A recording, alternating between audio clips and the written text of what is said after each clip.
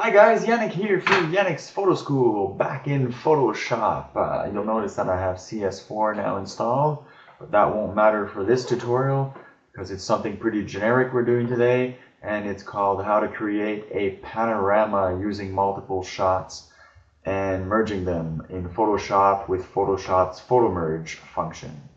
Alright, I want to first of all apologize for the sound quality. I'm on Windows 7 release client and they haven't updated my sound drivers yet for my motherboard, so I'm using my webcam microphone. Now that out of the way, let's get right to it. The first thing you need to do is take some shots to create a panorama. Now, of course, if you want to be really precise, you can use a tripod and have the shots all nice like that, but you don't really need to do that because Photoshop is pretty smart. And I'll give you an example of a handheld panorama that I did in Times Square, and that's the one we'll be doing today. So I basically stood in the center of Times Square and shot out, oh, I forget how many shots. Let's have a look here. 1, 2, 3, 4, 5, 6, 7, 8, 9, 10 shots. And all handheld. I just kind of spun around and took the shots, and Photoshop did its magic without a problem. You'll see that it's pretty easy to do in Photoshop. It's a couple of clicks and it'll be done. So let's get right to it. First of all, we need to go to File, Automate, Photo Merge.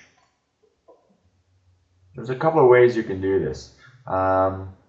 I always select, in terms of the layout here on the side, Auto, and it does a really good job. So I just leave it on Auto and everything goes well. Now you can go get your files or a specific folder where all your images are in, and then just click Browse and just select your files by selecting the first one, holding down your Shift key, selecting the last one, clicking OK, and they'll all appear in the box here. Now, if you had them all opened in Photoshop before, all you would need to do is click this button called Add Open Files, and it would import them automatically there. Now, what I like to tick down here is the blend images together. Logical, isn't it? Well, that's what we're going to be doing. Now, if your images had some vignetting around it, either because of a lens hood or just the way the lens is, you could click on Vignette Removal and it would do that. Geometric distortion correction, you know what? If you're shooting on a fisheye, that might be an option, or a wide angle lens. I was shooting with my 10-20 Sigma. There is some slight distortion, but I don't mind it, so I don't click this box at all. Once you've done that, just click OK and see the magic being done. Now I'm on a dual core processor here, so it'll take a while, but I'll edit that out. Great, there we go. Our panorama's done. It took about 45 seconds, and you can see that the stitchings did a pretty good job. Let's zoom in at 100% and scroll through. You can see the buildings. It's nice. There's no jagged edges. Everything looks good. Zipping through it. All the building details are there. Awesome. Now, the next step we need to do, as you can see, it's all crooked and everything, so we just need to crop that. And also we have some duplication here. We have the Lion King's head here, we see it there. So we'll try to make this as 360 as possible and not over that. Alright, let's start cropping. We want as much as we can in this image. So right about here for the bottom looks good. For the top, this looks good right here. And like I mentioned about the lion's head, we want to crop that out just a little bit here, right about there. Double click, and there we have our 360 panorama of Times Square. Now, before we get into post-processing, let me bring the layers palette over so that you can have a look at it. There you go. You can see that it created 10 layers here, one for each image, and what we want to do is flatten that up before we start post-processing. That way it just makes it easier on your CPU. So you can go into up in here into layer, flatten image, and there we go, we can start post-processing.